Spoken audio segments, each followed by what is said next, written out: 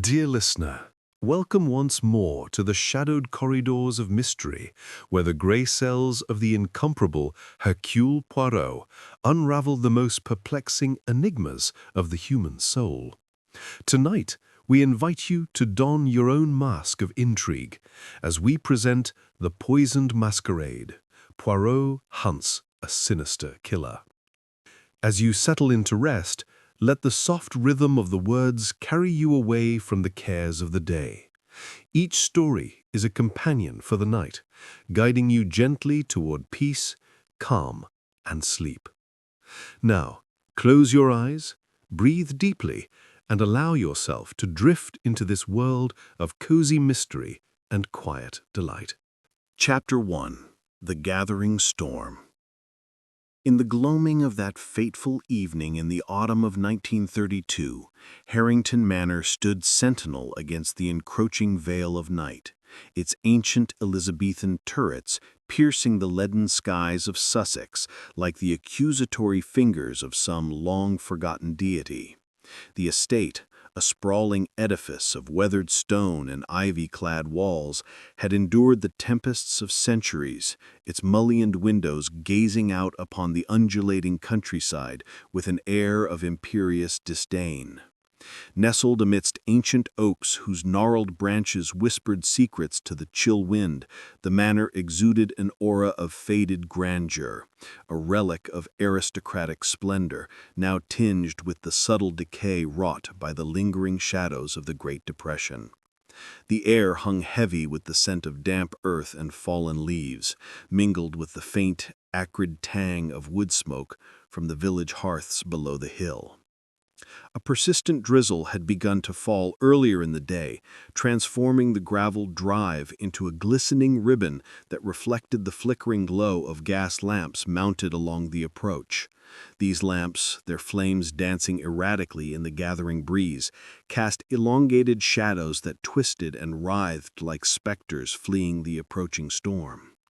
Carriages and motor cars, their engines purring with mechanical precision or hooves clattering upon the stones, disgorged their passengers in a procession of opulent attire and concealed identities.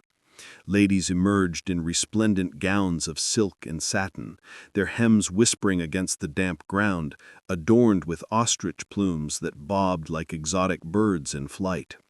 Venetian masks of intricate lace and gold filigree obscured their features, lending an air of enigmatic allure to faces that, in the harsh light of day, might betray the weariness of societal obligations. Gentlemen, clad in impeccably tailored tailcoats and domino masks of black velvet, alighted with the assured stride of those born to privilege, their canes tapping rhythmically upon the gravel as if marking the cadence of an impending drama. The Masquerade Ball, an annual extravagance hosted by Lord Reginald Harrington, promised a night of revelry where the rigid hierarchies of class and decorum could be momentarily suspended, allowing the guests to indulge in the illusion of anonymity amidst the swirling vortex of music, laughter, and intrigue. Lord Reginald Harrington himself presided over the arrivals from the grand portico, his imposing figure silhouetted against the warm glow emanating from the open doors of the manor. A man in his mid-50s, he possessed a physique honed by years of rigorous oversight in the steel mills that had forged his fortune. His mane of silver hair was swept back from a high, furrowed brow, framing a face marked by the deep lines of ambition and unyielding determination. Eyes as sharp and unyielding as the blades produced in his factories gleamed with a predatory intensity, scanning each guest with the precision of a ledger clerk tallying assets. Dressed in a bespoke evening suit that accentuated his broad shoulders and commanding presence, he wore a mask resembling a lion's visage, gilded and fierce, symbolizing the ruthless dominion he exercised over both industry and household. Psychologically, Lord Harrington was a labyrinth of contradictions, a self-made titan whose ascent from humble origins had instilled in him a paranoia that bordered on the pathological. He trusted few, suspecting betrayal in every shadowed corner, his mind a ceaseless engine of calculation, where alliances were weighed against potential threats. Yet beneath this armored exterior lurked a vulnerability, a fear of obsolescence in a world where economic tides could erode even the mightiest empires. "Welcome, my dear friends," he boomed, his voice resonating through the damp air like the distant rumble of a factory whistle, carrying an undertone of mockery that suggested he viewed his guests not as companions but as pawns in his elaborate game of social chess. "To a night where masks conceal not merely our faces, but the truths we dare not utter in the light of day." Among the first to alight from a sleek Rolls-Royce was his wife, Lady Eleanor Harrington, a vision of poised elegance that belied the turbulent currents beneath her serene surface. Tall and slender, with a figure that evoked the graceful lines of a classical statue, she moved with the sinuous grace of a pantheress navigating her domain.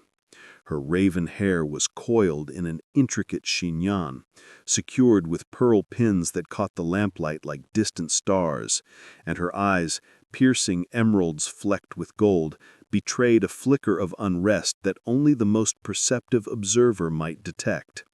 Clad in a gown of midnight blue velvet that cascaded to the ground in luxurious folds, she wore a mask adorned with peacock feathers, their iridescent hues mirroring the complexity of her psyche. Lady Eleanor was a woman forged in the crucible of high society, married young to a man whose affections had long since cooled into indifference, leaving her to navigate the barren landscape of a loveless union. Her psychological tapestry was woven from threads of suppressed resentment and unfulfilled longing. She harbored dreams of autonomy, fueled by whispers of illicit passions and the intoxicating allure of her husband's vast inheritance. In quiet moments, she pondered the fragility of her position, her mind a repository of calculated schemes where revenge masqueraded as resignation.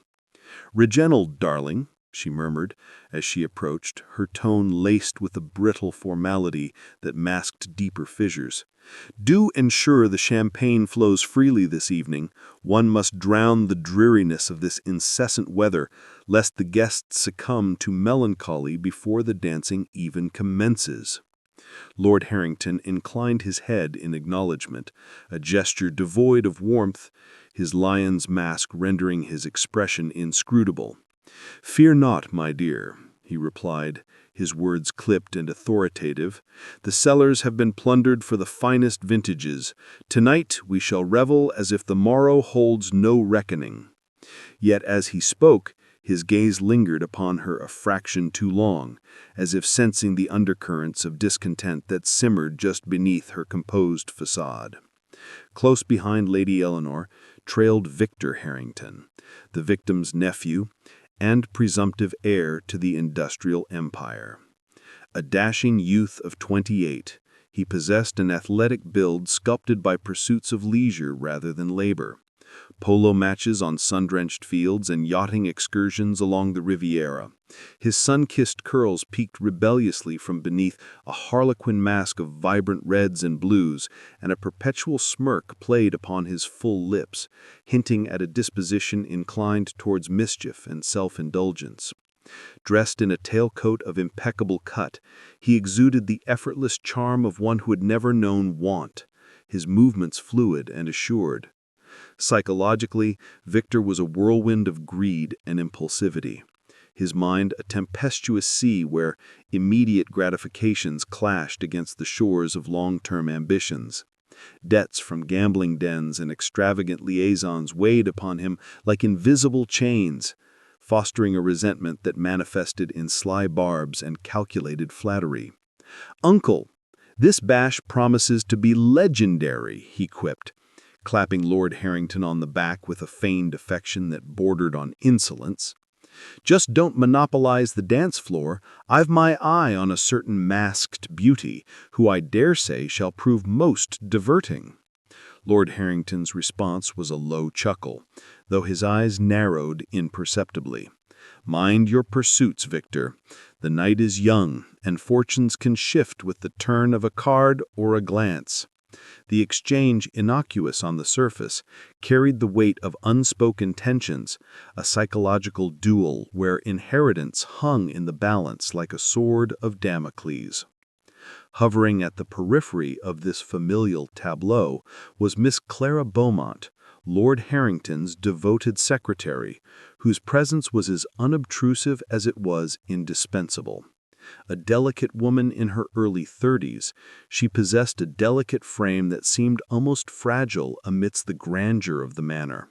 Her golden locks were pinned neatly beneath a modest lace cap, framing a face of porcelain delicacy with wide, doe-like eyes that often remained downcast in an expression of habitual timidity. Clad in a gown of sapphire silk that accentuated her slender form without ostentation, she wore a simple mask of white feathers, symbolizing perhaps the purity she clung to in a world of moral ambiguities. Psychologically, Clara was a study of fragility and devotion. Deeply infatuated with her employer, her unrequited love had festered over years of proximity into a venomous jealousy that masked profound insecurity. She lived in the shadows of his indifference, her mind a garden of thorny illusions, where every glance from him was interpreted as promise, every rebuff as temporary setback.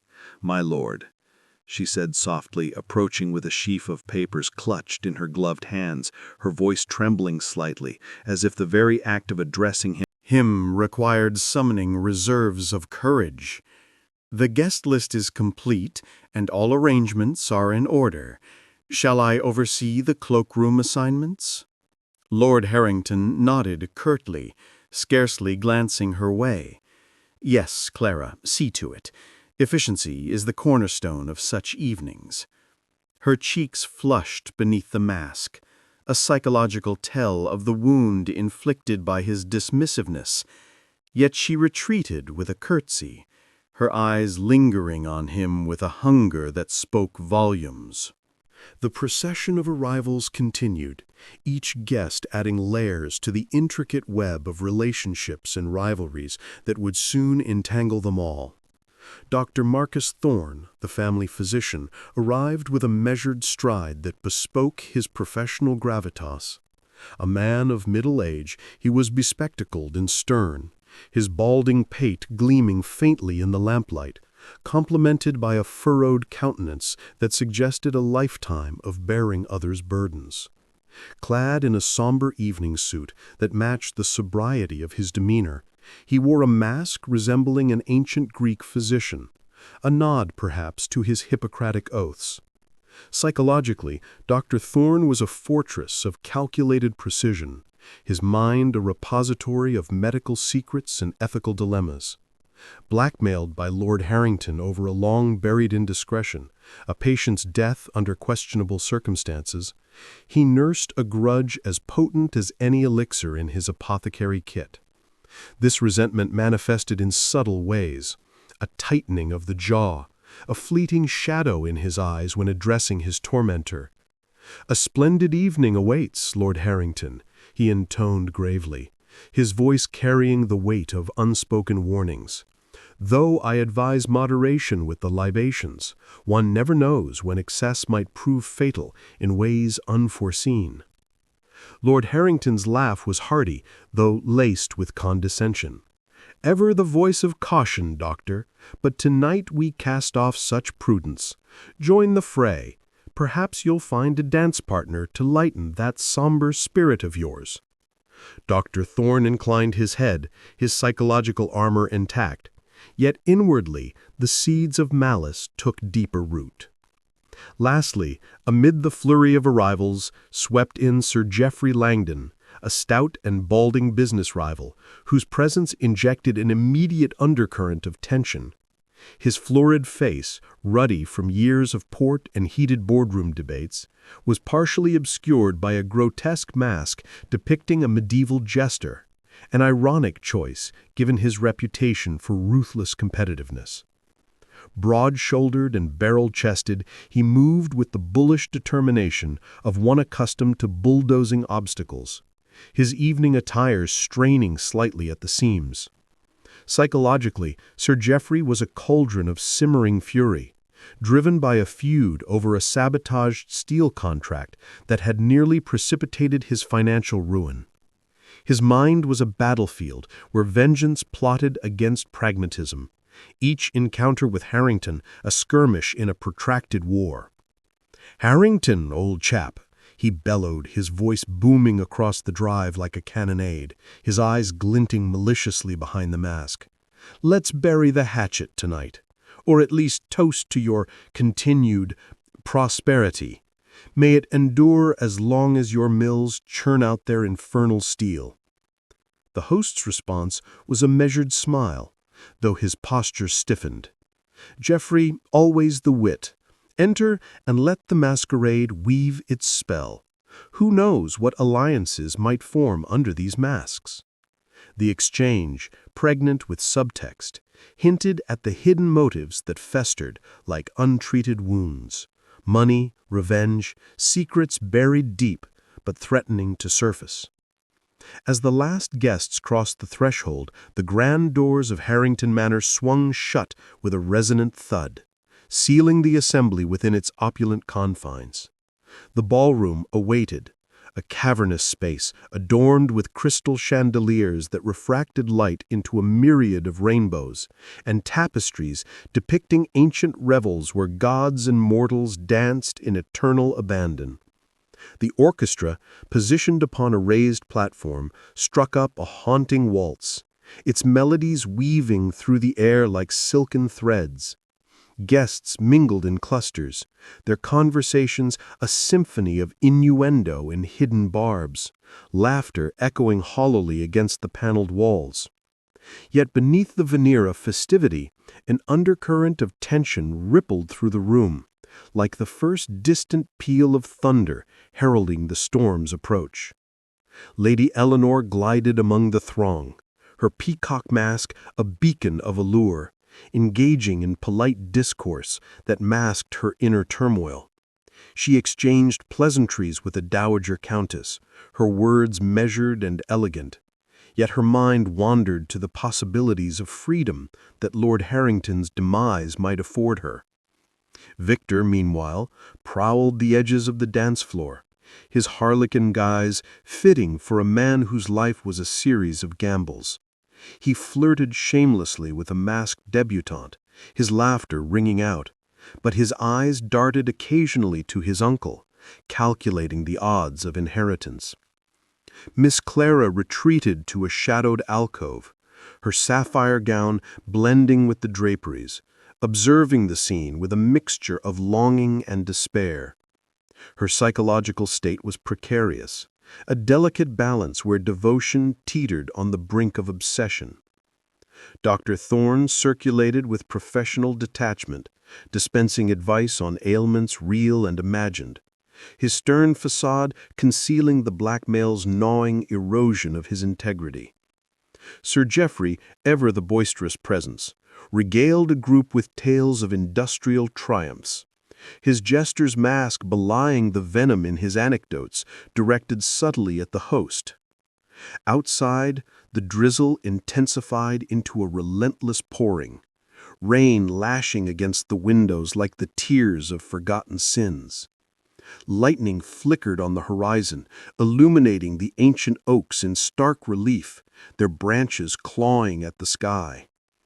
Within, the masquerade swirled onward, a kaleidoscope of color and deception, oblivious to the malevolent presence that lurked among them, a killer whose shadow would soon engulf the night in tragedy.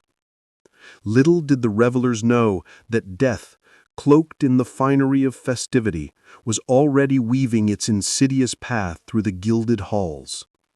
The gathering storm was not merely meteorological. It was a harbinger of the chaos to unfold, where masks would fall, secrets would unravel, and the human psyche would be laid bare in all its flawed complexity. As the waltz reached its crescendo, Lord Harrington raised a glass in an impromptu toast, his voice cutting through the merriment. To illusions and revelations, my friends, may the night reveal only what we wish to see. The assembly responded in kind, glasses clinking like the tolling of a distant bell. But in that moment, the seeds of suspicion were sown, for among the glittering throng, motives intertwined like the roots of those ancient oaks, deep, hidden, and inexorably linked to the impending doom. The evening progressed, with dances forming and dissolving in patterns of courtship and intrigue. Lady Eleanor accepted a turn with Sir Geoffrey, their steps precise, yet charged with unspoken animosity. "You dance divinely, my lady," he murmured, his breath warm against her ear. "One might almost forget the burdens of matrimony." Her reply was a soft laugh, tinged with irony.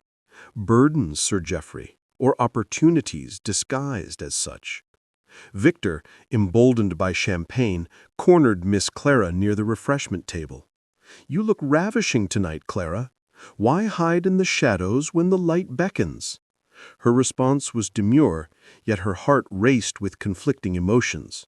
Flattery from the nephew, jealousy toward the uncle's indifference. Dr. Thorne observed from afar, his mind cataloging the interactions like entries in a medical journal, each one a potential symptom of the malaise afflicting this gathering. Thus, the stage was set, the players assembled, and the gathering storm poised to break. Chapter 2. The Fatal Toast. The ballroom of Harrington Manor pulsed with the intoxicating rhythm of the masquerade, a symphony of silk gowns rustling against polished marble floors, the effervescent pop of champagne corks, and the lilting strains of a Viennese waltz that wove through the air like a silken thread. Crystal chandeliers suspended from the vaulted ceiling cast a kaleidoscope of light, refracting into prismatic rainbows that danced across the walls, where ancient tapestries depicted Bacchanalian revels frozen in time. The air was thick with the heady perfume of hothouse orchids, their blooms spilling from gilded urns, mingling with the crisp bite of champagne and the subtle undernote of intrigue that permeated every whispered conversation. Outside, the storm that had threatened all evening had broken with unrelenting fury, rain lashing the mullioned windows like 1,000 accusatory fingers, while thunder rolled across the Sussex hills, a portentous drumbeat underscoring the night's latent menace. Within, the guests swirled in a vortex of color and concealment, their masks, Venetian lace, feathered grotesques, and gilded dominoes lending an air of anonymity that emboldened both flirtation and deceit. Lord Reginald Harrington, the indomitable host, presided over this opulent chaos with the air of a monarch surveying his court. His lion's mask, a gilded masterpiece that accentuated the predatory gleam in his steel-gray eyes, seemed an extension of his formidable presence. Clad in a tailcoat of midnight black, its lapels edged with silver thread, he moved among his guests with a calculated charm, his silver hair catching the chandelier light like a crown of authority. His psychological profile, a labyrinth of ambition, paranoia, and ruthless control, manifested in every gesture.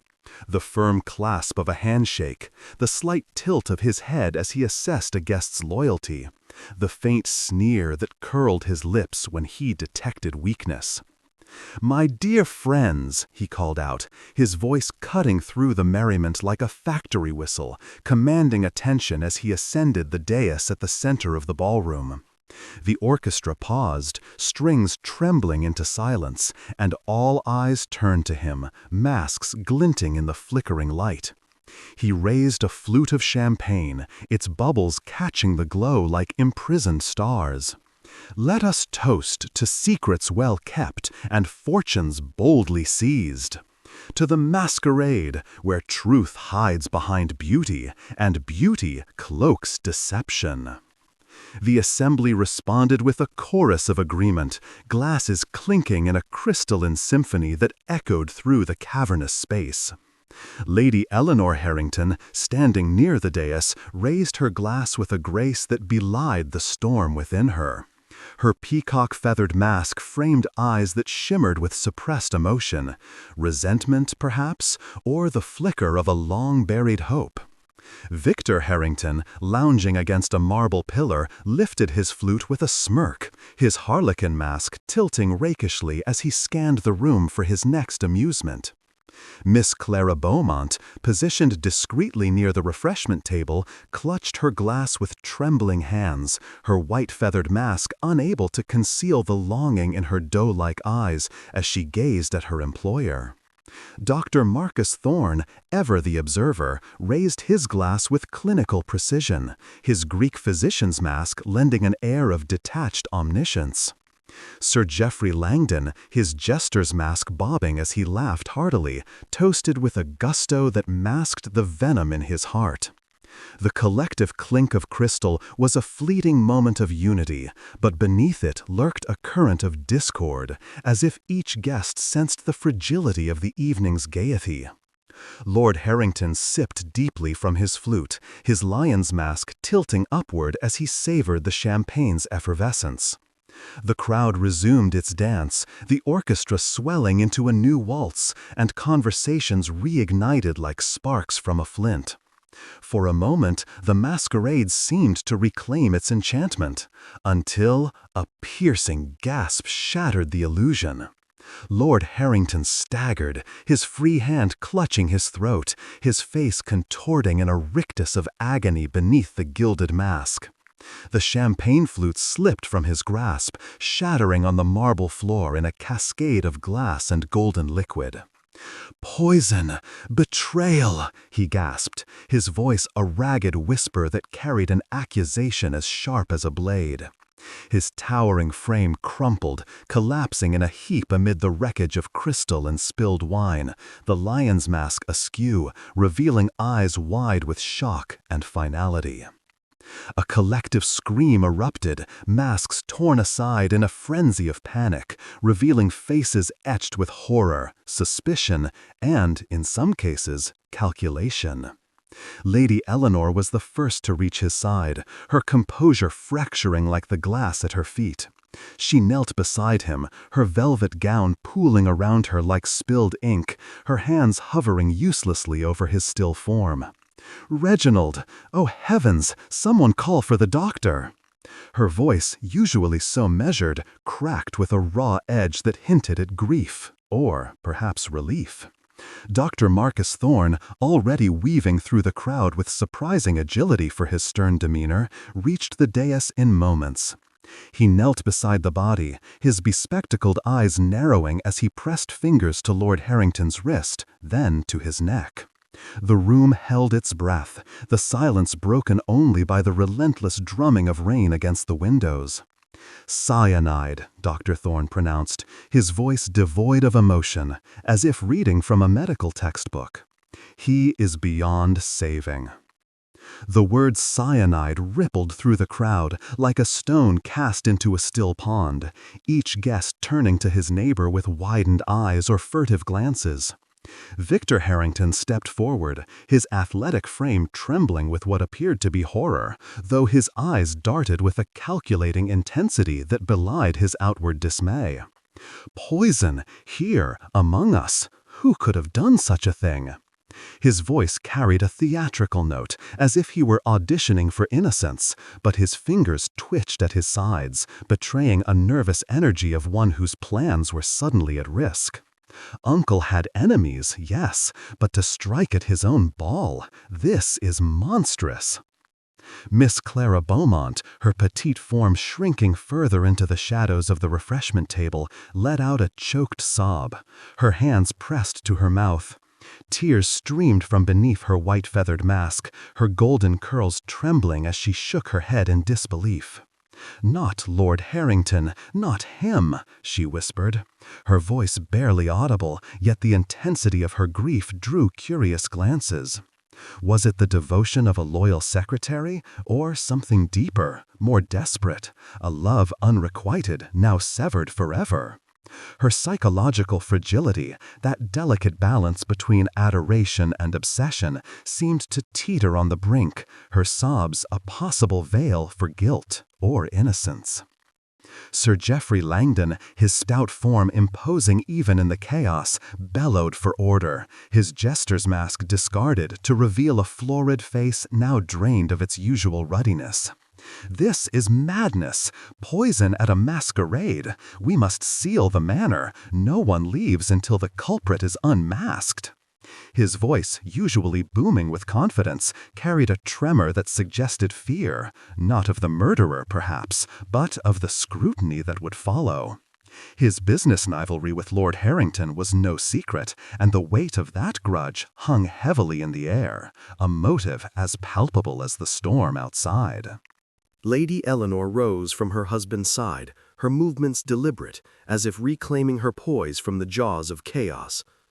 "We must remain calm," she said, her voice steadying, though her emerald eyes betrayed a flicker of something unreadable: relief, calculation, or suppressed rage.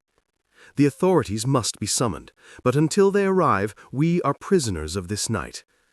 Her words, delivered with the authority of a lady of the manor, quelled the rising panic, though they did little to dispel the suspicion that now infected every glance. The ballroom, moments ago a haven of revelry, had transformed into a stage for accusation. Guests clustered in knots, their whispered speculations forming a discordant counterpoint to the fading strains of the orchestra, which had faltered into silence. Physical evidence began to emerge, like threads in a tapestry of deceit. A torn scrap of sapphire blue fabric, caught on the railing of the dais, suggested a lady's gown, perhaps Lady Eleanor's, or even Clara's, given their similar hues. Footprints, muddied by the relentless rain, led from the ballroom to the servants' entrance, hinting at a furtive escape attempt, though the prints were too smudged to identify. A discarded glove, scented with a faint trace of lavender, was found near the champagne tray. Its delicate embroidery suggested a feminine hand. But whose?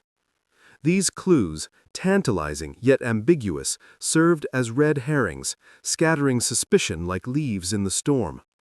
Psychological undercurrents swirled through the room, each suspect revealing fragments of their inner turmoil. Lady Eleanor's stoic grief, her hands clasped tightly to conceal their trembling, hinted at a woman liberated from a gilded cage, yet wary of the consequences. Victor's eagerness to take charge, directing servants to secure the exits, betrayed a hunger for control that aligned too neatly with his status as heir. Clara's tears, though copious, seemed almost performative, her eyes darting to the faces around her as if gauging their reactions. Dr. Thorne's clinical detachment, as he covered Lord Harrington's body with a velvet drape commandeered from a nearby table, suggested a man accustomed to death, perhaps too accustomed. Sir Geoffrey's bluster, now tinged with defensiveness, rang hollow, his florid cheeks paling as he avoided the gazes of those who knew his history with the victim. The storm outside intensified, thunder crashing with a violence that seemed to echo the upheaval within. Windows rattled in their frames, and the gas lamps flickered, casting grotesque shadows that danced like specters across the tapestries. The guests, trapped within the manor's labyrinthine halls, felt the weight of their confinement, not merely physical, but psychological, as if the walls themselves were closing in, conspiring to expose their secrets. Whispers of overheard quarrels surfaced. A guest recalled Victor arguing with his uncle earlier in the evening, his voice raised in demands for an advance on his inheritance. Another swore they saw Clara slip away toward the servants' quarters just before the toast, her sapphire gown catching the light. Dr. Thorne had been seen handling a vial in his medical bag, though he claimed it was merely a sedative for a nervous guest. Sir Geoffrey's booming laughter had faltered during a heated exchange with Lord Harrington near the champagne tray, their words inaudible, but their postures unmistakably hostile. Lady Eleanor, ever the mistress of composure, took charge of the immediate aftermath, directing servants to fetch blankets and brandy to soothe the shaken guests. "We must preserve order," she insisted, her voice cutting through the murmurs like a blade. Yet her actions, her refusal to meet anyone's gaze, her insistence on keeping the body in the ballroom until authorities arrived, raised questions. Was she protecting the scene or concealing something within it? Victor, meanwhile, paced like a caged animal, his harlequin mask now discarded, revealing a face flushed with agitation. "This is an outrage," he muttered, loud enough for those nearby to hear. "Someone here is a murderer, and I'll not rest until they're found." His words, meant to convey righteous anger, carried a hint of opportunism, as if he saw in this tragedy a chance to solidify his claim to the Harrington fortune. Miss Clara retreated to a corner, her sobs subsiding into a quiet trembling, her hands twisting the lavender-scented glove she had retrieved from the floor. Whether to hide it or preserve it, none could say. Dr. Thorne, after his pronouncement, busied himself with examining the shattered champagne flute, his fingers probing the shards with a precision that suggested more than professional curiosity. Sir Geoffrey, his jester's mask now a crumpled heap at his feet, demanded a search of the manor, his voice rising to drown out his own unease. "We must find the poison's source, the kitchens, the cellars, someone tampered with that champagne." As the guests grappled with the horror, a subtle shift occurred, a collective realization that the masquerade had not ended but merely changed its form. The masks of lace and feather had been replaced by masks of motive and deceit, each a player in a deadly game where the stakes were life, liberty, and legacy. The physical clues, the torn fabric, the muddied footprints, the scented glove, pointed in multiple directions, each a potential misdirection sown by a cunning hand. The psychological clues were equally confounding. Lady Eleanor's unnatural calm, Victor's impulsive accusations, Clara's fragile despair, Dr. Thorne's clinical detachment, Geoffrey's defensive bluster. Each was a piece in a puzzle that, as yet, lacked a clear picture. The manor, with its creaking timbers and shadowed corridors, seemed to pulse with a life of its own, its ancient walls bearing witness to the unfolding drama. The storm outside showed no signs of abating, the rain a relentless curtain that sealed the guests within, prisoners of both circumstance and suspicion. Somewhere among them a killer moved, their identity cloaked as surely as their face had been during the dance. The fatal toast had been raised, the poison administered, and the masquerade had taken a sinister turn. As the clock struck 1, its chimes reverberating like a knell, the guests stood poised on the edge of an abyss, their fates intertwined with the secrets they carried. The night, once a celebration of illusion, had become a crucible of truth, where the shadows of suspicion would only deepen until the killer was unmasked. Chapter 3. The Arrival of the Little Belgian. The dawn broke pallid and reluctant over Harrington Manor, its feeble rays struggling to pierce the shroud of mist that clung to the Sussex countryside. The rain, which had lashed the estate with unrelenting fury through the night, had subsided to a persistent drizzle, leaving the grounds sodden and the air heavy with the scent of wet earth and decaying leaves. The ancient oaks surrounding the manor stood sentinel, their gnarled branches dripping with moisture, as if weeping for the tragedy that had unfolded within. Inside, the ballroom, once a vibrant theater of opulence, now resembled a mausoleum, its chandeliers dimmed, their light casting long, mournful shadows across the marble floor. Lord Reginald Harrington's body lay beneath a velvet drape, commandeered from a nearby table, its rich burgundy hue a stark contrast to the pallor of death.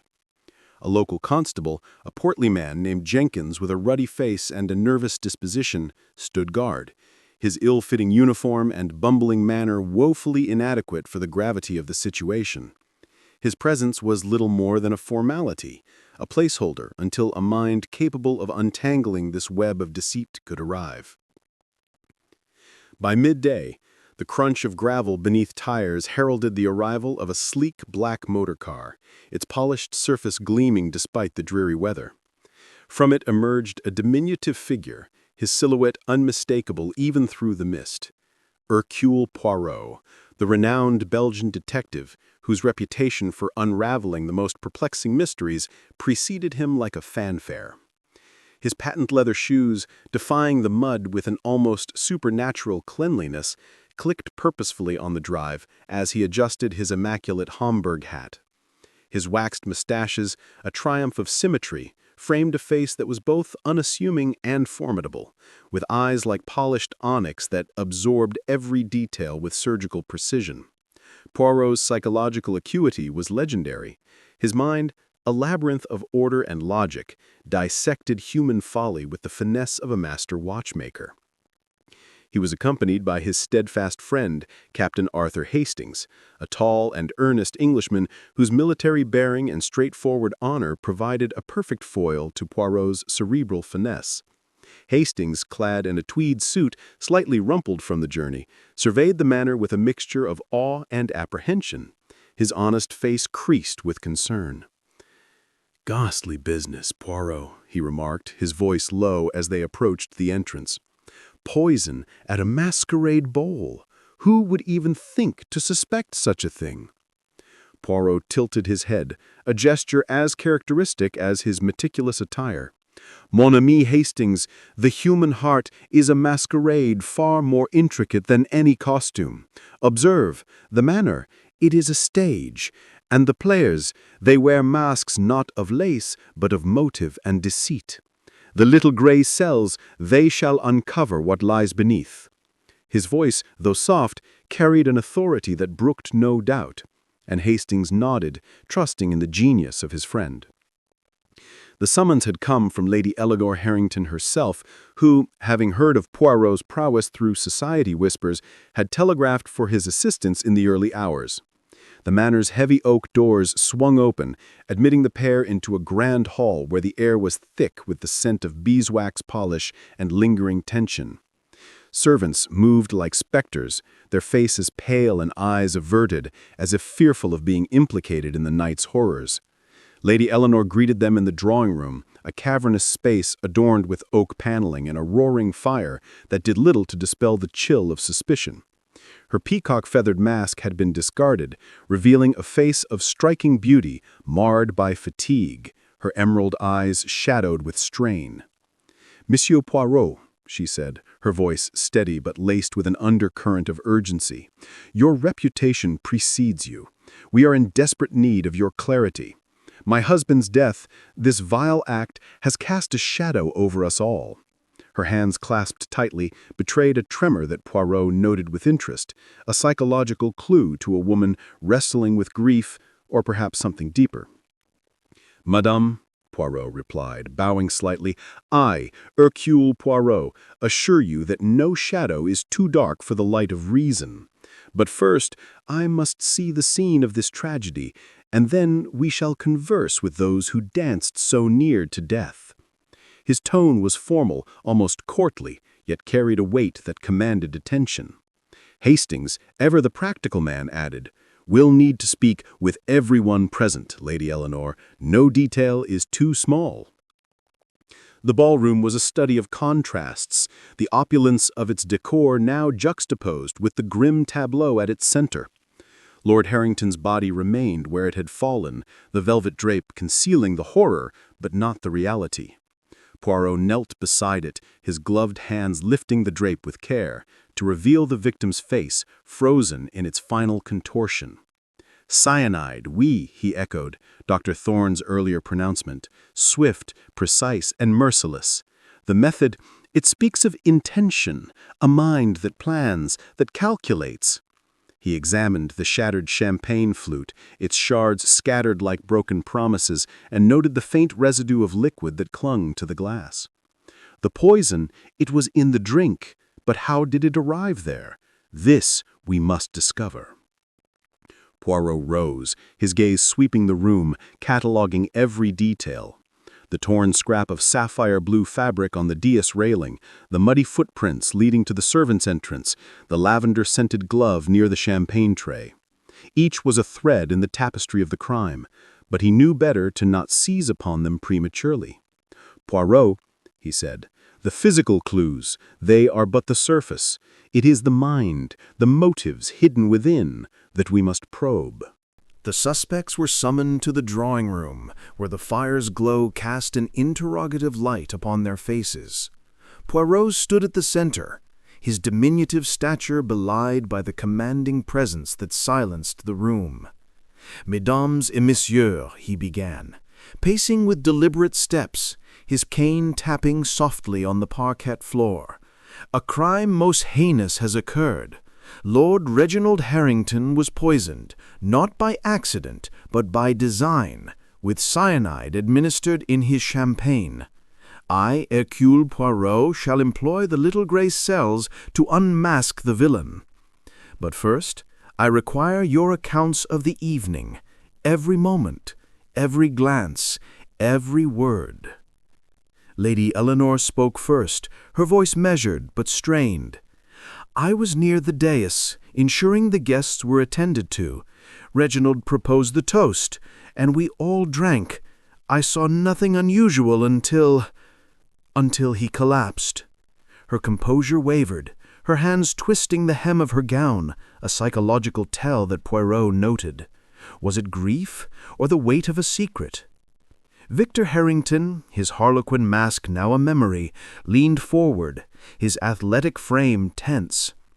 "I was fetching a drink from the tray during the toast. Couldn't stand another of Uncle's pompous speeches." His smirk faltered under Poirot's scrutiny, and a servant's testimony contradicted him. "I saw Mr. Victor near the champagne tray just before the toast, sir, arranging the glasses." Poirot's eyes gleamed. "A discrepancy, Monsieur Victor. Most interesting." Miss Clara Beaumont, her white feathered mask discarded, sat with her hands clasped tightly, her golden curls disheveled. I was powdering my nose in the ladies' retiring room," she stammered, her voice barely above a whisper. Yet a footman recalled seeing her near the servants' entrance, her sapphire gown muddied at the hem. "Mademoiselle," Poirot said gently, "the truth, it is like a delicate flower. It wilts when hidden." Her eyes filled with tears, her psychological fragility evident in the tremble of her lips. Dr. Marcus Thorne, his stern facade intact, adjusted his spectacles. "I was circulating among the guests, attending to a lady with a headache. I had no part in the toast's preparation." Yet his medical bag, left unattended, contained vials that could conceal cyanide, and his history of blackmail by Lord Harrington cast a shadow over his words. Poirot noted the slight tightening of his jaw, a clue to suppressed anger. Sir Geoffrey Langdon, his jester's mask abandoned, blustered loudly. "I was in the thick of it, toasting with the rest. Harrington and I had our differences, but poison? Preposterous." His florid face reddened further, but a servant's testimony contradicted him. "I saw Mr. Victor near the champagne tray just before the toast, sir, arranging the glasses." Poirot's eyes gleamed. "A discrepancy, Monsieur Victor. Most interesting." The initial inquiries revealed a tangle of timeline inconsistencies and red herrings. Victor's claim of fetching a drink was undermined by his proximity to the poisoned glass. Clara's alibi faltered against the evidence of her muddied gown, suggesting a clandestine errand. Dr. Thorne's access to toxins and his blackmailed past made him a suspect. Yet his calm demeanor suggested confidence or calculation. Sir Geoffrey's boisterous denials rang hollow, his business grudge a motive too potent to ignore. Lady Eleanor's composure held, but her trembling hands and averted gaze hinted at a deeper turmoil. The physical evidence, the torn fabric, the muddy footprints, the glove and the footprints pointed in multiple directions, each a potential misdirection sown by a cunning hand. Poirot paced the room, his cane a metronome to his thoughts. "The crime, it is a puzzle of many pieces," he mused aloud. "The cyanide, it requires opportunity, access to the glass, knowledge of its destination. The motive, it is hidden in the hearts of those present, greed, revenge, love betrayed. We must look beyond the masks to the truths they conceal. Hastings, scribbling notes, marveled at his friend's method. It's like a spider's web, Poirot. Every thread leads somewhere, but where? The detective smiled enigmatically. Patience, mon ami. The web, it is intricate, but the little gray cells, they see the pattern forming. Let us examine further. He directed the constable to preserve the physical evidence, the shattered flute, the torn fabric, the glove, and the footprints. He also requested a detailed timeline of the evening's events, cross-referenced with the servants' accounts. The smallest detail, he told Hastings, it is often the key that unlocks the door to truth. As the afternoon waned, the manor seemed to close in upon itself, its corridors echoing with the creak of ancient timbers and the murmur of nervous servants. The suspects, confined to their quarters under the constable's watchful eye, carried their secrets like burdens, their psychological profiles revealing layers of complexity. Lady Eleanor's stoic facade masked resentment honed by years of neglect, her mind perhaps contemplating the freedom her husband's death might bring. Victor's impulsivity and greed were evident in his restless pacing, his eyes darting as if calculating his next move. Clara's fragility teetered on the edge of collapse, her unrequited love a wound that bled suspicion. Dr. Thorne's calculated precision hinted at a man capable of cold efficiency, his blackmail a motive that simmered beneath his professional veneer. Sir Geoffrey's bluster concealed a deep-seated vendetta, his financial and personal losses a powder keg awaiting a spark. Poirot and Hastings retired to the library, a sanctuary of leather-bound tomes and flickering candlelight, to review their findings. The detective spread a diagram of the ballroom on a table, marking the positions of each suspect during the toast. "Observe, Hastings," he said, pointing to the dais. "The champagne tray was accessible to many, but only one hand placed the poison. The footprints, they suggest haste. The glove, a careless error. The fabric, a deliberate misdirection. Yet it is the inconsistencies, the alibis that falter, the glances that betray, that guide us." Hastings shook his head. "It's a devil's of a mess, Poirot. Everyone had a reason to hate Harrington, and no one's story holds water completely." Poirot's eyes gleamed. "Exactement, mon ami. But the truth, it is like a melody hidden in discord. We shall find it, note by note." Outside, the drizzle continued, a soft counterpoint to the storm within the manor. The suspects, confined to their rooms, felt the weight of Poirot's scrutiny like a noose tightening. The little Belgian, with his unerring logic and piercing gaze, had begun to unravel the threads of their deception. The physical clues were but signposts. It was the psychological landscape, the motives of greed, revenge, and betrayed love that would lead to the killer. As the clock struck 3, its chimes reverberating through the manor, Poirot confided to Hastings, "The dance of death has begun, and we shall lead it to its conclusion." The stage was set for deeper inquiries, the manor a crucible where truth and lies would be forged anew. The little gray cells were at work, and the masquerade of motives would soon face its reckoning.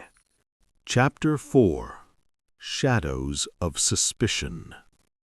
As twilight draped Harrington Manor in a cloak of deepening shadows, the drizzle outside softened to a faint mist, veiling the Sussex countryside in an ethereal haze. The ancient oaks stood sentinel, their gnarled branches glistening with moisture, as if bearing silent witness to the secrets festering within the estate's weathered walls. Inside, the air was thick with the scent of beeswax and old wood, mingled with the lingering tension that clung to every corner like damp rot. The ballroom, now cleared of Lord Reginald Harrington's body, removed to a side chamber under Constable Jenkins' watchful eye, retained an oppressive stillness, its chandeliers dimmed to a mournful glow. The grandeur of the previous night's masquerade had dissolved into a tableau of suspicion, where every glance and whisper carried the weight of accusation. Hercule Poirot, with his impeccable suit and waxed mustaches, moved through this charged atmosphere with the precision of a conductor, orchestrating the next movement in his symphony of deduction.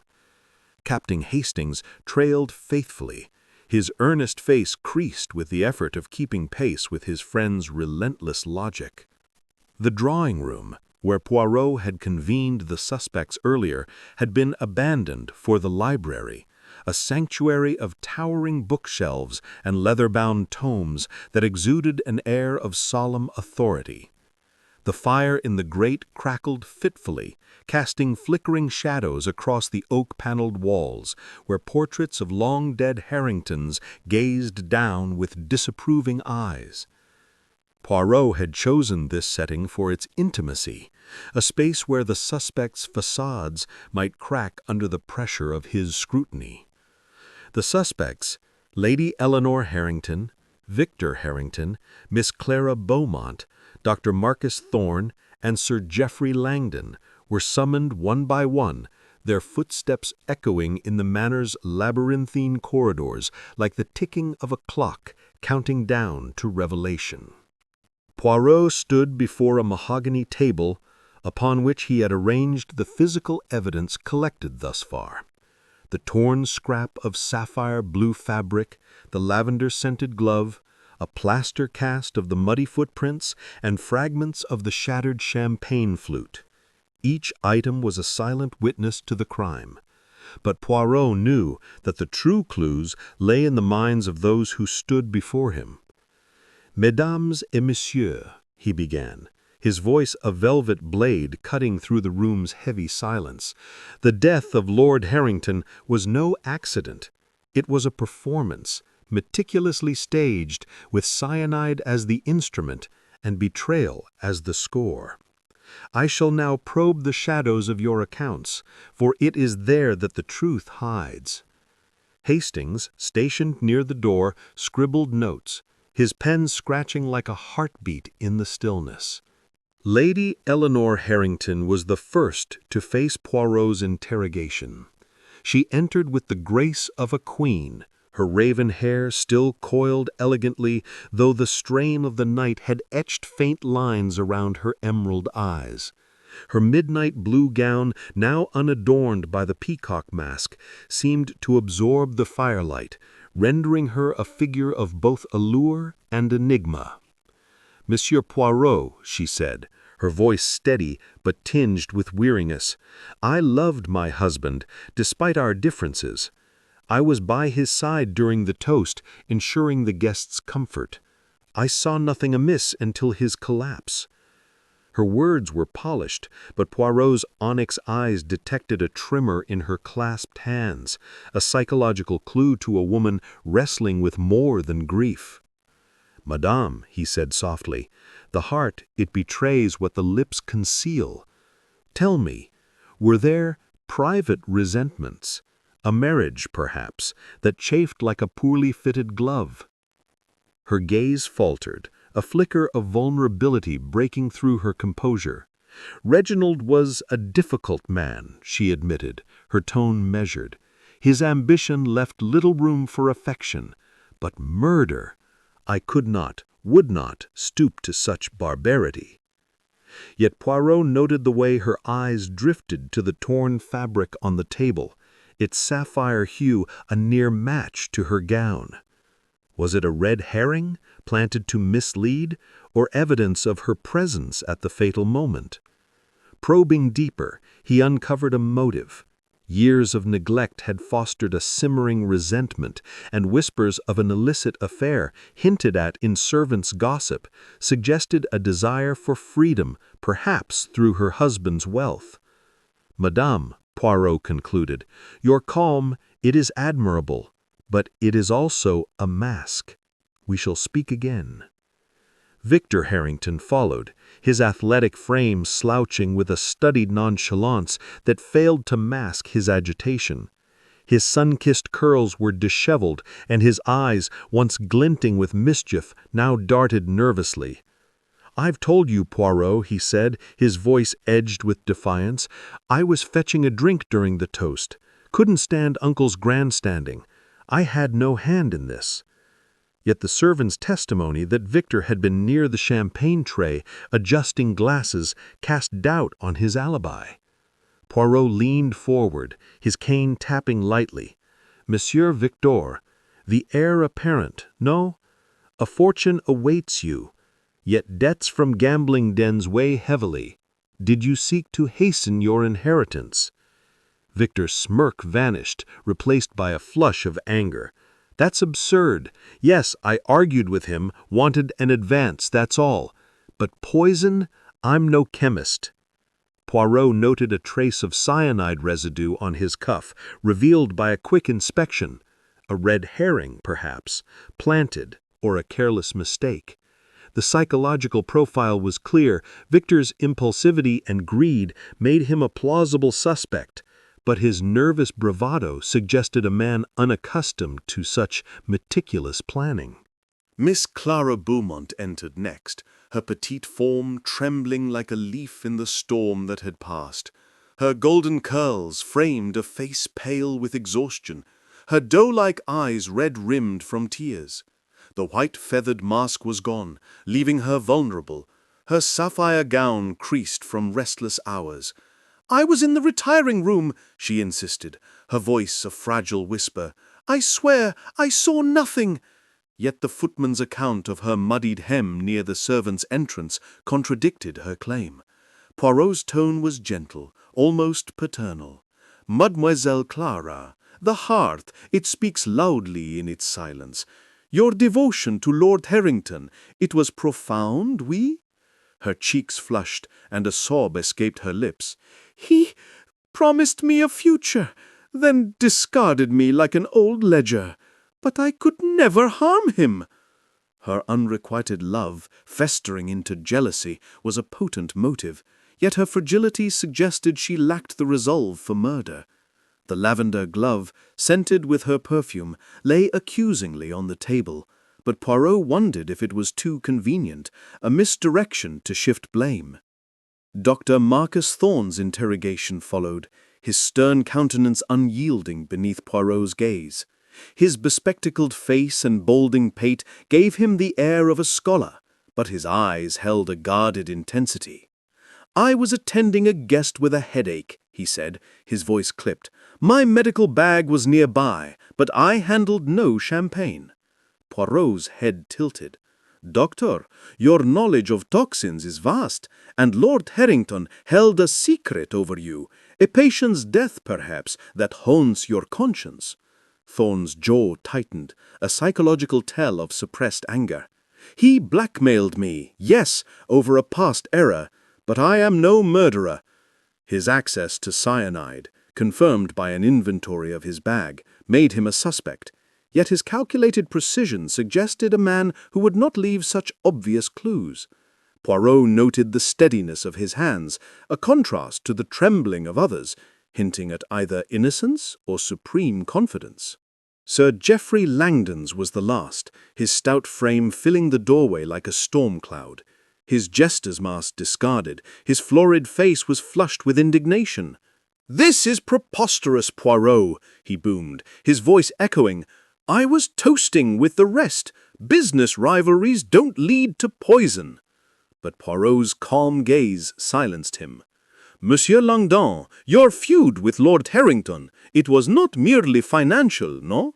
A contract sabotaged, a reputation tarnished. Revenge, it is a powerful motive." Geoffrey bluster faltered, his eyes darting to the torn fabric, a piece of his cloak, perhaps, caught in haste. "I wanted him humbled, not dead," he protested, but the overheard argument near the champagne tray suggested otherwise. His psychological profile, a volatile mix of pride and vengeance, made him a formidable suspect, though his lack of subtlety raised doubts about his ability to execute such a precise crime. As each suspect departed, the library grew quieter. The fires crackle, the only sound save for Hastings' murmured observations. "It's a devil of a tangle, Poirot," he said, shaking his head. "Everyone's got a reason to hate Harrington, and no one story holds up entirely." Poirot smiled enigmatically, his fingers tracing the edge of the lavender glove. "Exactement, mon ami. The threads, they entwine. Motives of greed, revenge, love spurned. But the grey cells, they perceive the pattern. They must look deeper, to the moments unseen." Poirot's inquiries extended beyond the suspect as he interviewed the manor's servants, whose observations added layers to the mystery. A maid confirmed seeing Lady Eleanor near the dais, adjusting her gown moments before the toast, a detail she had omitted. A footman recalled Victor lingering by the champagne tray, his hands busy with glasses, though he claimed to be fetching his own. Another servant swore Clara had slipped toward the servants' entrance, her gown catching on a doorframe, leaving a torn scrap behind. Dr. Thorne's medical bag had been left unattended in the cloakroom, accessible to any who knew its contents. Sir Geoffrey's heated words with Lord Harrington had been overheard by a butler, who noted the rival's clenched fists and flushed face. Each account was a brushstroke in Poirot's mental canvas, but the picture remained incomplete. Physical evidence continued to mount, each item a potential red herring or a key to the truth. The muddy footprints leading from the ballroom to the servants' entrance were too smudged to identify definitively, but their size suggested a man's boot, Victor's perhaps, or a deliberate misdirection. The lavender glove, scented with her perfume, was found near the tray, but its pristine condition suggested it had been placed, not dropped in haste. The torn fabric, matching the hue of both Lady Eleanor's and Clara's gowns, was a tantalizing clue, yet its placement on the dais railing felt staged, as if to divert attention. The champagne flute shards, analyzed by Poirot with a magnifying glass, revealed traces of cyanide, confirming Dr. Thorne's diagnosis, but no fingerprints marred their surface, a sign of careful planning. Psychological clues were equally revealing. Lady Eleanor's unnatural calm, her hands trembling only when she thought herself unobserved, suggested a woman who had anticipated this moment, perhaps even desired it.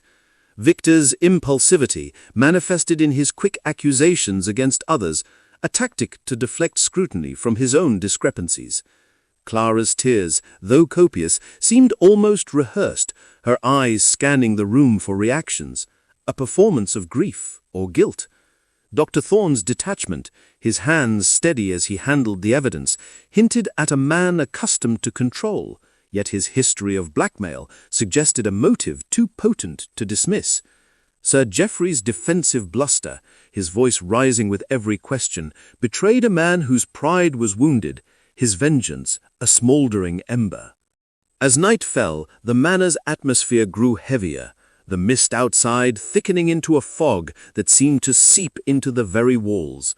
Poirot and Hastings reconvened in the library, the detective's eyes gleaming with the intensity of a hunter closing in on his quarry. "Their web, it tightens, Hastings," he said, spreading his diagram of the ballroom across the table. "The alibis, they crumble like dry leaves. The clues, they point in many directions, but only one path leads to the truth. We must consider the psychology, the hidden desires that drive a hand to poison." Hastings frowned, his honest face reflecting his confusion. "But Poirot, it's like chasing shadows. The glove, the footprints, the fabric, they could implicate anyone or no one. And everyone's got a motive." Poirot smiled, almost indulgent.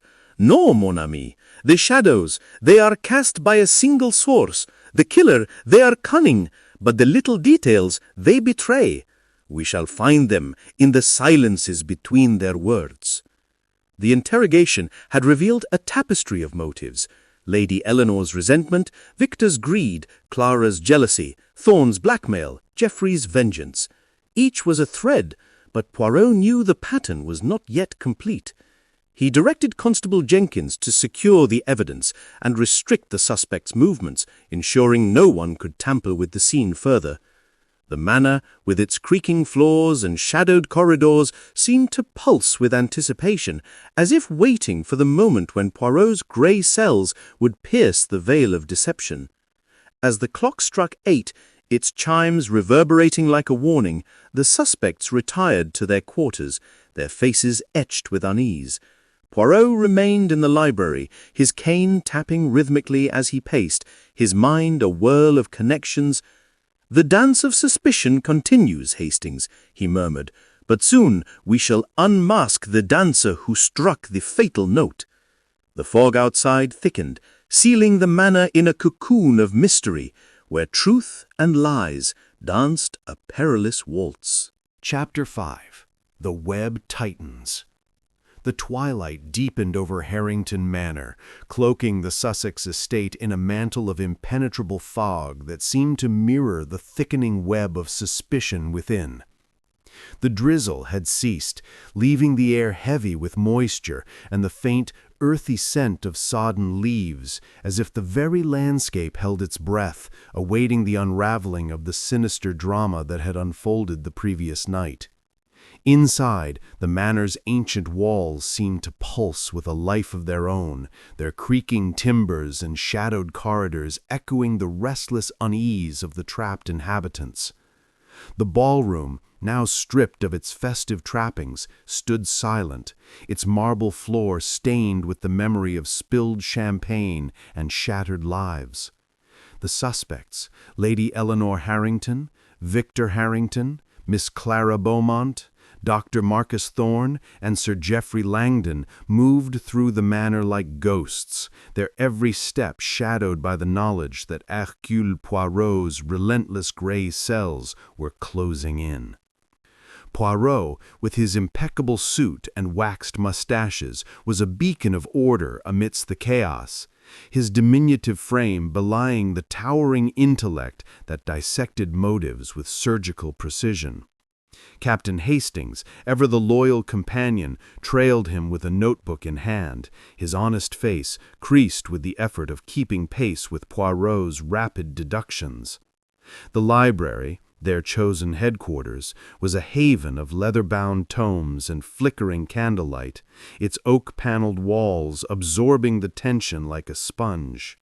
The physical evidence, the torn sapphire fabric, the lavender-scented glove, the muddy footprints, and the shards of the poisoned champagne flute lay arranged on the mahogany table, each item a silent accusation waiting to be deciphered. Poirot stood before them, his onyx eyes glinting with purpose. "Mon ami Hastings," he said, his voice a measured cadence, "the web of this crime, it tightens. The clues, they are like threads, and we must follow each to its source. The truth, it hides not in the evidence alone, but in the silences between the words of those who weave this deception." Hastings nodded, though his brow furrowed with doubt. "It's a devilish puzzle, Poirot. Everyone's got a reason to want Harrington dead, and the clues point everywhere and nowhere. How do you make sense of it?" Poirot's smile was enigmatic, his cane tapping softly on the parquet floor. "Patience, mon ami. The grey cells, they perceive the pattern where others see only chaos. Let us proceed with method and order." The day's inquiries began with a deeper exploration of the manor's nooks and crannies, as Poirot sought to uncover new evidence that might clarify the tangled threads of suspicion. Accompanied by Hastings and the bumbling constable Jenkins, he ventured to the butler's pantry, a narrow room off the ballroom where the champagne had been prepared. The air was cool and damp, redolent of polished silver and the faint tang of spilled wine. A decanter, its crystal surface smudged with fingerprints, stood on a sideboard, its contents laced with the telltale bitter almond scent of cyanide. Poirot examined it closely, his magnifying glass revealing a chaotic overlay of prints, too many to identify definitively, suggesting multiple hands had touched it. "The poison, it was introduced here," he murmured, "but by whom? The tray was carried to the dais, yet the glass, it reached only Lord Harrington. This, it is no accident." Hastings frowned, peering over Poirot's shoulder. "But anyone could have slipped the poison in. Servants, guests, even one of the suspects. How do we narrow it down?" Poirot's eyes twinkled. "By the psychology, mon ami. The killer, they are cunning, but the little details, they betray. Observe the fingerprints. They are smudged as if wiped in haste, yet not thoroughly. A sign of panic, perhaps, or overconfidence." Further exploration revealed more red herrings designed to mislead. In the servants' quarters, Poirot found a discarded love letter, its ink smudged but legible, addressed to Lord Harrington from Clara Beaumont. "My heart is yours, though you see me not," it read, a poignant confession of her unrequited love. The letter, tucked beneath a loose floorboard, suggested a motive of jealousy, yet its discovery felt too convenient, a planted clue to cast suspicion on the fragile secretary. In the cloakroom, a ledger detailing Victor's gambling debts, hidden in his overcoat pocket, confirmed his financial desperation, a motive as old as time. Yet the ledger's pristine condition suggested it had been placed deliberately, another misdirection to muddy the waters. Dr. Thorne's medical bag, left in the cloakroom during the ball, yielded a vial missing a small amount of cyanide, its label partially torn as if in haste. The discovery strengthened the case against him, yet Poirot noted the vial's accessibility. Any guest could have tampered with it. Lady Eleanor's diary, found in her boudoir by a curious maid, contained cryptic entries. "Freedom is a dream worth pursuing," and "his shadow looms too long." The words hinted at revenge, but their vagueness left room for interpretation. Sir Geoffrey's motor car, parked in the stable yard, contained a crumpled receipt for industrial chemicals, including a compound that could be distilled into cyanide. A damning clue, yet one that seemed almost too obvious for a man of his bluster. Psychological clues deepened the mystery. Lady Eleanor's composure, maintained through hours of scrutiny, cracked subtly when Poirot mentioned her husband's neglect. "He was a man of ambition, not affection," she admitted, her voice low. "But I endured, as duty demanded." Her trembling hands, noted earlier, now clenched into fists, a sign of suppressed rage or guilt.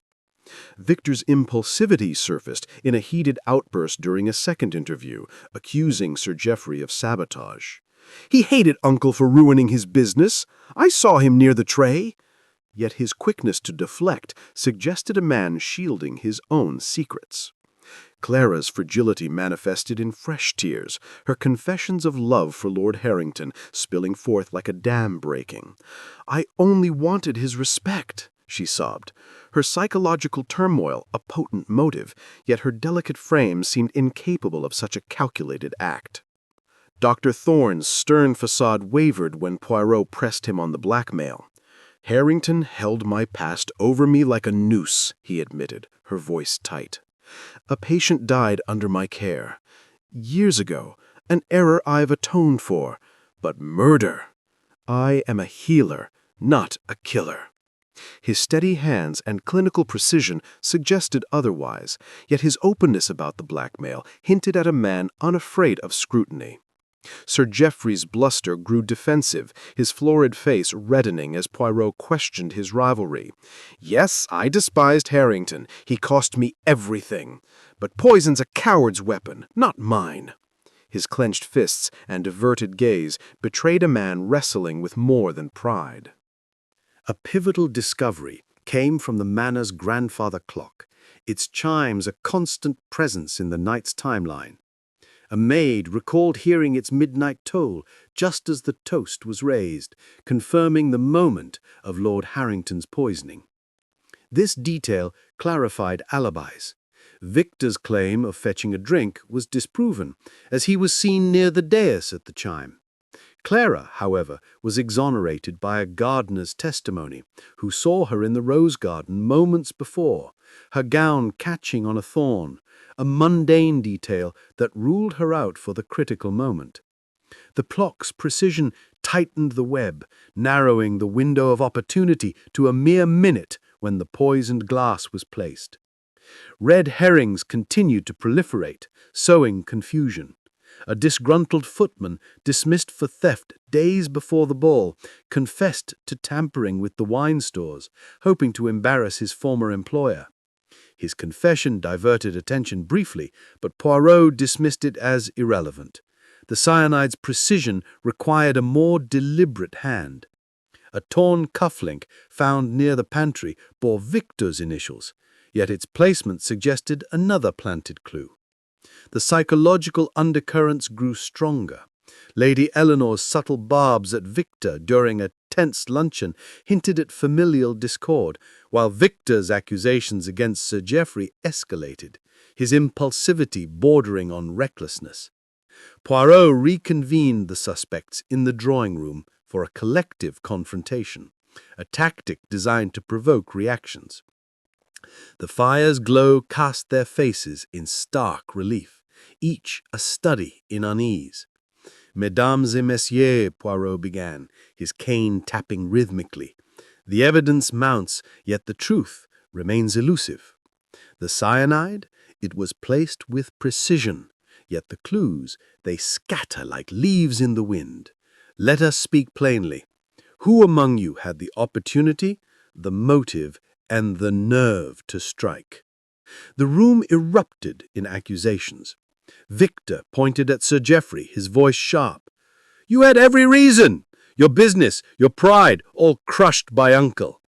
Sir Geoffrey retorted, his jester-like bluster returning. "And you, boy, hungry for the inheritance, weren't you?" Lady Eleanor interjected, her tone icy. "Enough, both of you. This squabbling dishonors Reginald's memory." Clara wept silently, her fragility a stark contrast to Dr. Thorne's stoic silence, his eyes fixed on the floor as if calculating his next move. Poirot observed the chaos with keen interest, his grey cells cataloguing every reaction. Lady Eleanor's attempt to quell the dispute suggested a desire to maintain control, perhaps to shield her own secrets. Victor's aggression masked fear, his accusations a shield against scrutiny. Clara's tears, though genuine, seemed timed to garner sympathy. Dr. Thorne's silence was a fortress, his mind perhaps assessing the risks of exposure. Sir Geoffrey's bluster, now tinged with desperation, hinted at a man cornered by his own motives. As the confrontation ended, Poirot confided in Hastings in the library's dim light. "The web, it tightens, mon ami. The clock's chime, it narrows the moment. The alibis, they crumble. But the killer, they are clever. They sow confusion with these red herrings, yet the truth, it emerges." Hastings shook his head, his notebook filled with contradictory accounts. "It's a Guardian knot, Poirot. How do you cut through it?" Poirot's smile was serene. "No, Hastings, a puzzle nearing completion. The motives, they are clear. Greed, revenge, love betrayed. The opportunity, it narrows. Soon we shall see the pattern whole." The manor's atmosphere grew oppressive, the fog outside pressing against the windows like a living thing. The suspects, confined to their quarters under Constable Jenkins' orders, felt the weight of Poirot's scrutiny like a noose. The physical evidence, the decanter, the glove, the footprints, pointed in multiple directions, each a potential misdirection. The psychological clues, Eleanor's rage, Victor's desperation, Clara's fragility, Thorne's calculation, Geoffrey's vengeance, formed a tapestry of motives, each thread vibrant with possibility. A new clue emerged late in the evening. A servant recalled seeing a figure in a dark cloak near the pantry just before the toast, their face obscured but their movements swift. The cloak matched none worn by the suspects, suggesting an outsider or a deliberate disguise. Poirot's eyes gleamed at this revelation. The cloak, it is a shadow within a shadow. Perhaps the killer sought to hide not just their face, but their very presence. He directed Jenkins to search the manor for such a garment, though he suspected it had been discarded or hidden. As midnight approached, the manor's clock chimed again, its toll a reminder of the fatal moment. Poirot stood alone in the library, his cane resting against the table, his mind a whirl of connections. The killer, they are among us, but their paths falter. The little grey cells, they see the path. The fog outside thickened, sealing the manor in a cocoon of mystery, where the truth was a flicker of light in the darkness, growing brighter with each revelation. The suspects, restless in their confinement, exchanged wary glances through half-open doors, their psychological masks slipping under the strain. Lady Eleanor wrote in her diary, her pen scratching furiously. Victor paced his room, his fists clenched.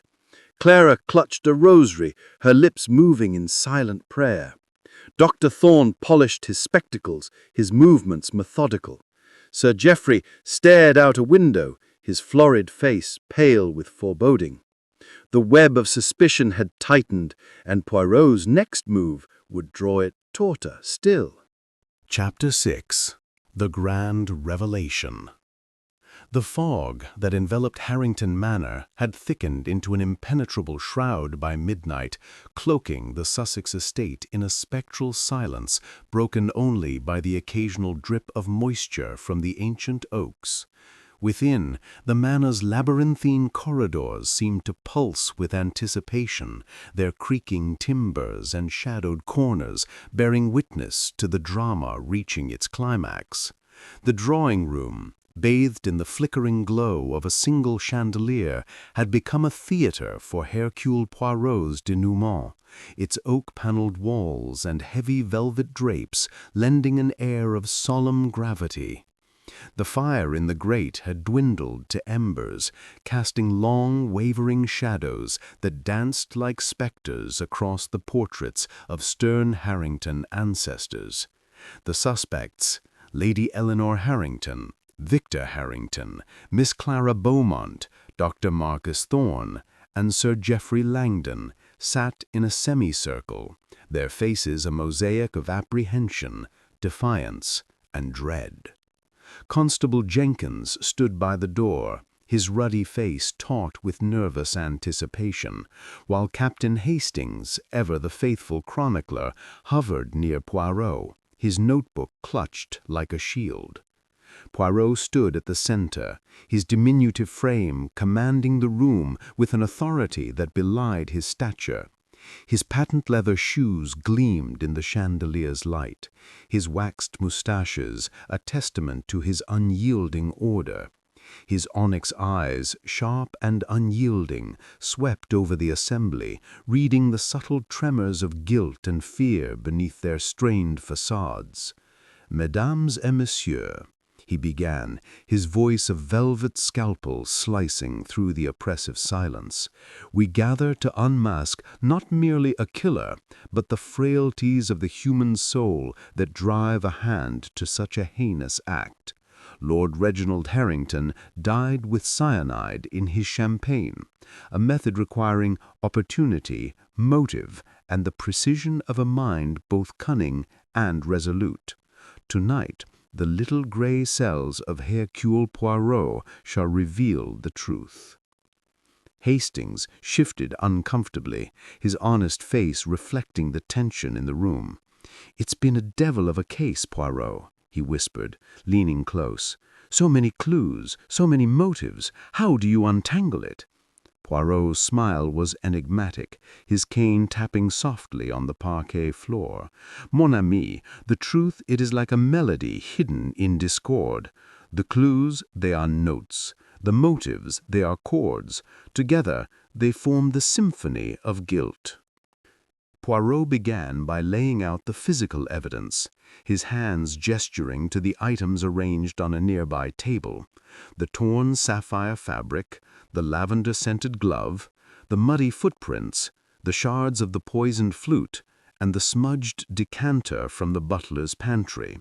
These, "They are the threads of our tapestry," he said, his accented English precise and deliberate. "The fabric, it suggests a lady's gown, Madame Eleanor, perhaps, or Mademoiselle Clara. The glove, scented with lavender, points to Mademoiselle Beaumont, yet its placement is too convenient. The footprints, they lead to the servant's entrance, yet they are smudged as if to obscure identity. The decanter, it bears many fingerprints, yet none clear enough to accuse. These clues, they are designed to mislead, red herrings sewn by a hand that knows the art of deception." He turned to the psychological clues, his gaze piercing each suspect in turn. "The motives, they are manifold. Madame Eleanor, your resentment at a loveless marriage, your dreams of freedom and wealth. Monsieur Victor, your greed for the inheritance, your debts a chain upon your future. Mademoiselle Clara, your unrequited love, twisted into jealousy by rejection. Dr. Thorne, your liberation from blackmail, a secret that threatened your honor. Monsieur Langdon, your vengeance for a business ruined and a personal slight buried deep. Each of you had reason to wish Lord Harrington dead." The suspects stirred, their faces betraying flickers of unease. Lady Eleanor's emerald eyes narrowed, her hands clasped tightly to conceal their trembling. Victor's smirk faltered, his athletic frame tensing as if poised for flight.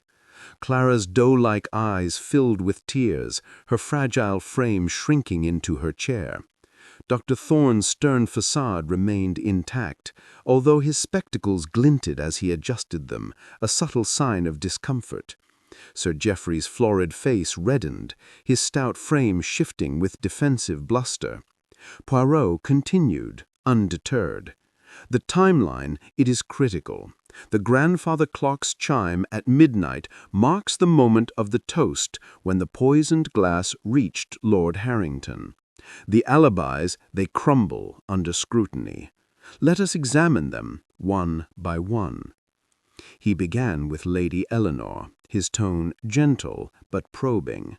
"Madame, you claim to have been near the dais, overseeing the guests. Yet a maid saw you adjust your gown near the champagne tray moments before the toast. Your motive, years of neglect, a desire for autonomy, perhaps an affair kept secret, suggests a heart capable of such an act."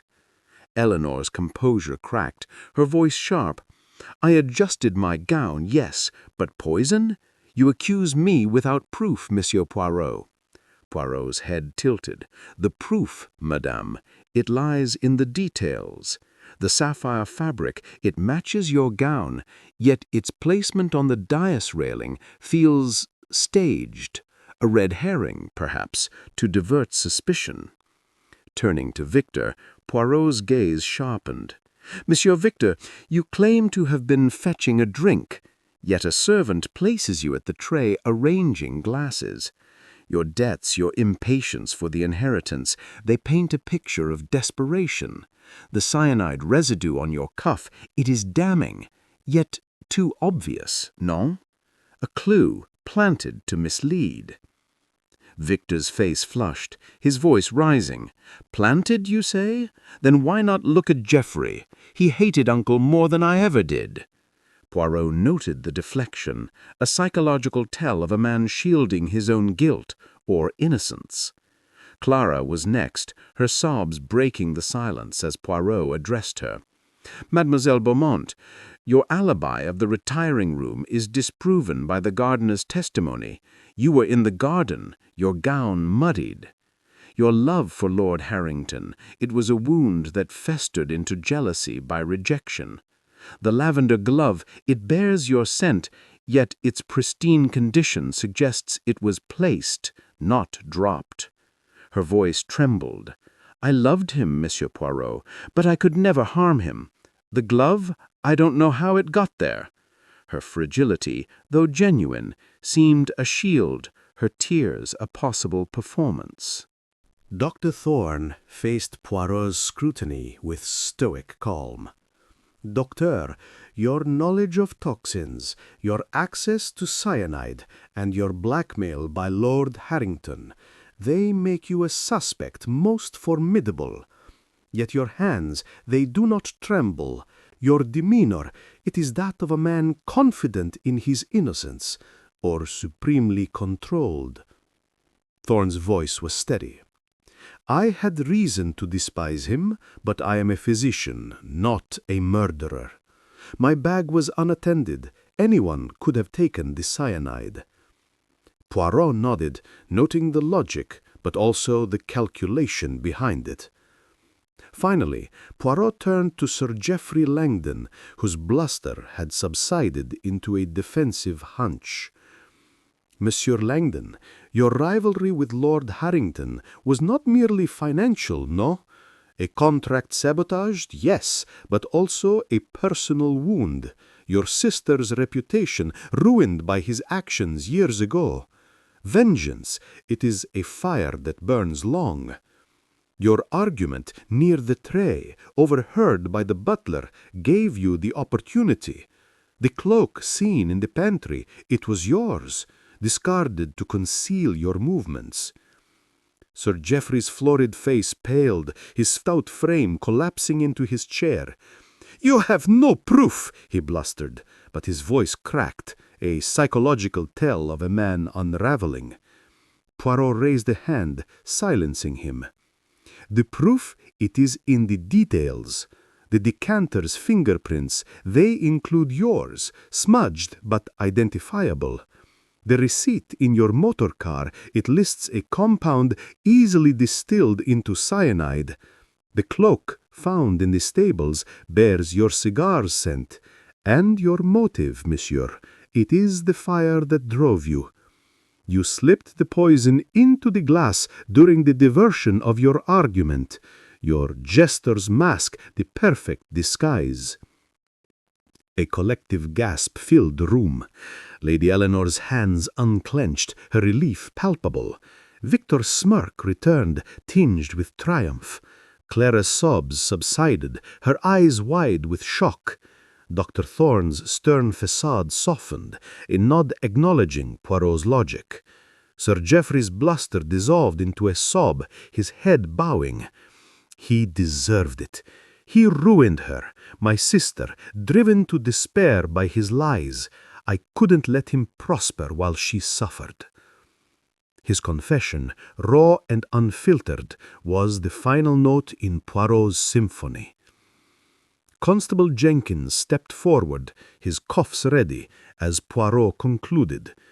"Justice, she is blind, but the little Belgian, he sees all. The masquerade, it is over." The suspects dispersed, their faces reflecting a mix of relief and exhaustion. Lady Eleanor retreated to her boudoir, her freedom bittersweet. Victor's eyes gleamed with thoughts of inheritance. Clara clutched her rosary, her fragility tempered by vindication. Dr. Thorne adjusted his spectacles, his honor intact. Sir Geoffrey was led away, his stout frame slumped in defeat. Poirot turned to Hastings, his smile serene. "Another triumph for order over chaos, mon ami. The grey cells, they do not fail." Hastings shook his head, marveling. "You've done it again, Poirot. It was like watching a magician pull a rabbit out of a hat." Poirot chuckled. "No, Hastings, no magic, only method." As dawn broke, the fog began to lift, revealing the manor's turrets against the pale sky. The storm had passed, its fury spent, and Harrington Manor exhaled in relief, its secrets laid bare. The guests, released from suspicion, prepared to depart, their masks of deceit discarded. Poirot stood at the window, watching the first rays of sunlight pierce the mist. The human heart, it is a puzzle most complex, but with order, with logic, we find the truth. Dear listener, thus concludes The Poisoned Masquerade. The shadows have parted, the killer unmasked, and the little grey cells have prevailed. Until our next enigma, au revoir.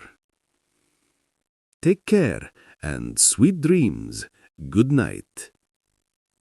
Thank you, dear listener, for joining this gentle journey tonight.